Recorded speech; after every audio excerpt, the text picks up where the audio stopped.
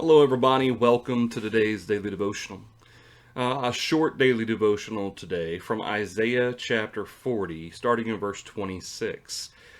These are some very powerful, very comforting words from the Lord to his people and certainly to us as well. It establishes certain characteristics and aspects about God that we know don't change.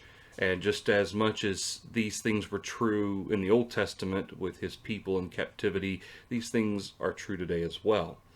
He says, "Lift up your eyes on high," verse 26, "and see who has created these things, who brings out their host by number.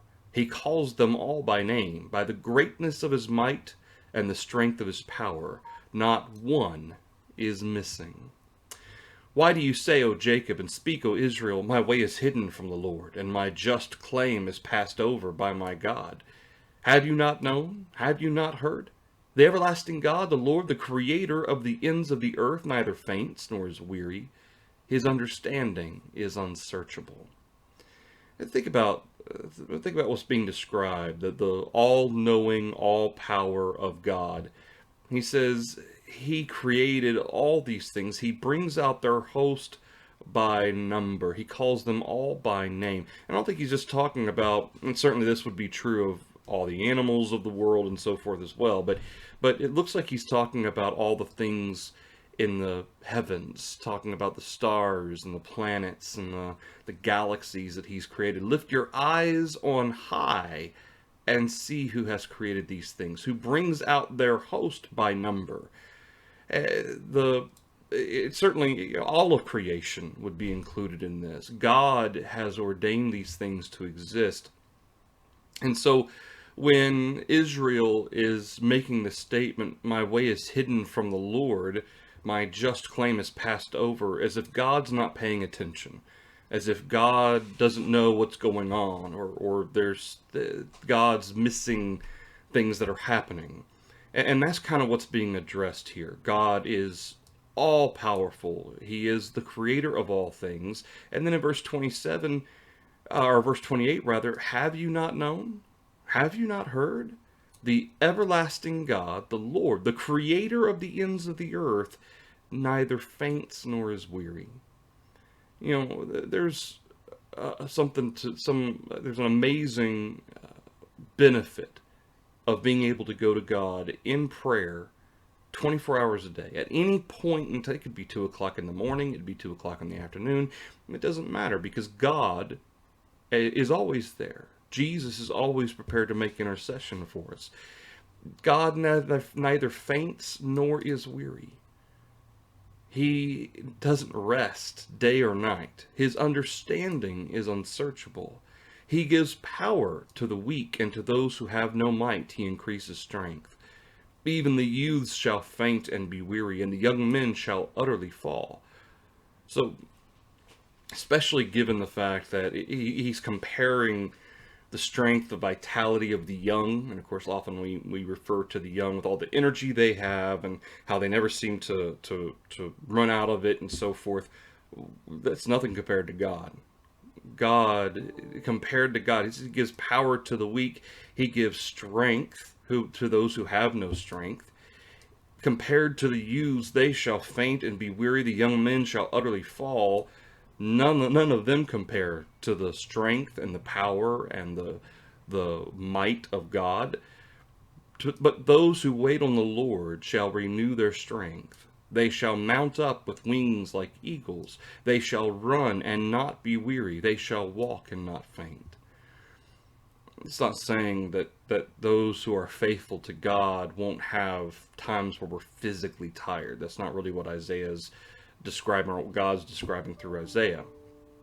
Rather, those who wait on the Lord, in other words, those who allow the Lord to be their strength, as Paul was told by God in 2 Corinthians chapter 12, "My strength is made perfect in weakness." And so Paul concludes, when I am weak, that's when I'm strong, when I rely on God the most. Those who wait on the Lord shall renew their strength.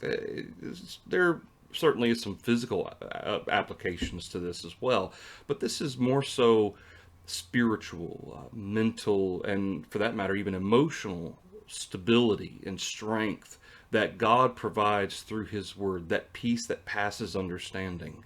Those who wait on the Lord, for what? Those who recognize that the Lord does those things in his time that he wills to do.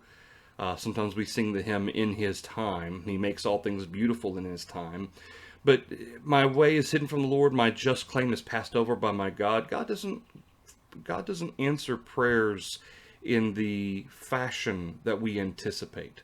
Very rarely does that ever happen, much less in the time frame that we anticipate or would like.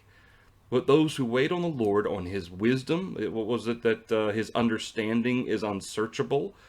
Those who wait on the Lord, on his wisdom, on his time, on his answer to the prayer, one way or the other, they shall renew their strength. They will be the ones who are stable. And again, there are physical applications to this to a certain extent, but this is more so spiritually and mentally, and again, by extension, emotionally as well. They shall mount up with wings like eagles. I'm sure most of us have seen videos of birds taking off, but when you compare that to an eagle's a big bird. Those are some big birds. And when you see their wings, it's like they are climbing through the sky. It's the power, a very majestic sight to see an eagle take off. And this is what's being described regarding those who let God be their strength, who wait on God's wisdom and God's will to take place, who trust in him. They shall mount up with wings like eagles.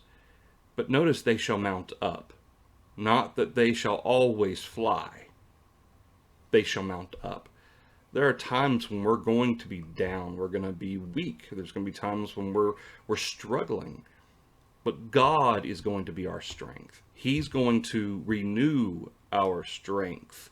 He's going to be the ones who helps pick us up. They shall run and not be weary. They shall walk and not faint.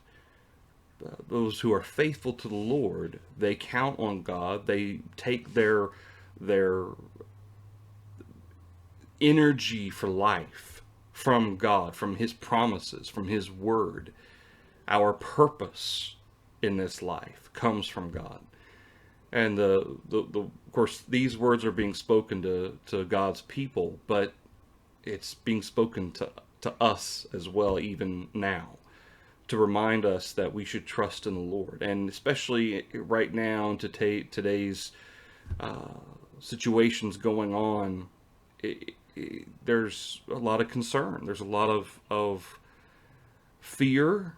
There's some instability in the world right now, and some are worried about where that could possibly lead and what could possibly happen as a result. And it's important for us to remember that God hasn't forgotten man, and God certainly hasn't forgotten his people.